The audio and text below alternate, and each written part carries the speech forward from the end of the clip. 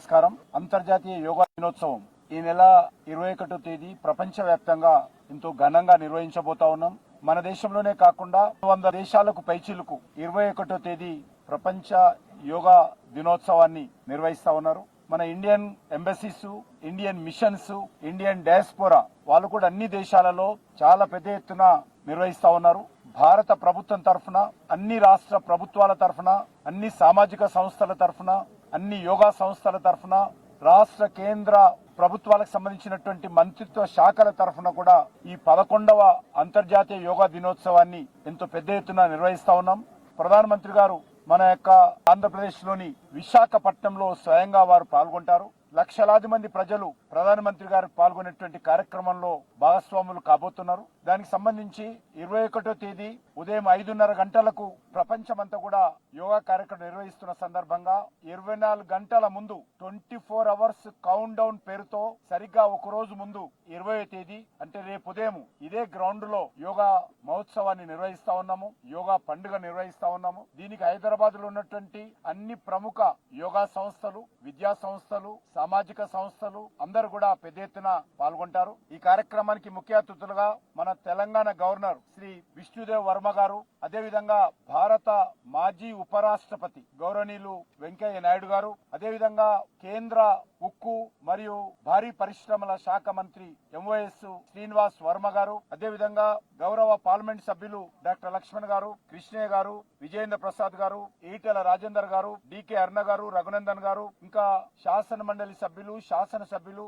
అన్ని పార్టీలకు సంబంధించినటువంటి వాళ్ళు కూడా రేపు జరిగేటువంటి కార్యక్రమంలో పాల్గొంటారు. వీరితో పాటు అనేక మంది అధికారులు, డిఫెన్స్, పారామిలిటరీ అధికారులు కూడా పాల్గొంటారు. అనేక యోగాకు సంబంధించినటువంటి ప్రముఖ గురువులు కూడా, ఆర్గనైజేషన్స్, అసోసియేషన్స్ కూడా వాళ్ళ యొక్క పదాధికారులు కూడా ఈ యొక్క కార్యక్రమంలో పాల్గొంటారు. వీరితో పాటు ప్రముఖ సినీ నటి ఖుష్బూ గారు, అదేవిధంగా మీనాక్షి చౌదరి గారు, సాయి ధరమ్ తేజ్ గారు, శ్రీ తేజ గారు, ఈ రకంగా అనేక మంది సినీ పరిశ్రమకు సంబంధించినటువంటి ప్రముఖులు కూడా రేపు పాల్గొంటారు. వీరితో పాటు ఈ యొక్క కార్యక్రమంలో విద్యార్థులు కూడా NCC, NSS, Bharat scouts and guides, ఈ రకంగా ఎన్జిఓస్, విద్యార్థికి సంబంధించినటువంటి ఆర్గనైజేషన్స్ కూడా వాళ్ళు కూడా భాగస్వాములు కాబోతున్నారు. మన హైదరాబాద్ నగరంలో గత 5-6 సంవత్సరాలుగా పెద్ద ఎత్తున యోగా కార్యక్రమాలను మనం నిర్వహిస్తా ఉన్నాం. అందులో భాగంగా ఈ సంవత్సరం కూడా మరి యోగా జేఏసీ అనేటువంటి సంస్థ కీలక పాత్ర పోషిస్తూ యోగా నిర్వహణకు వాళ్ళు చాలా పెద్ద ఎత్తున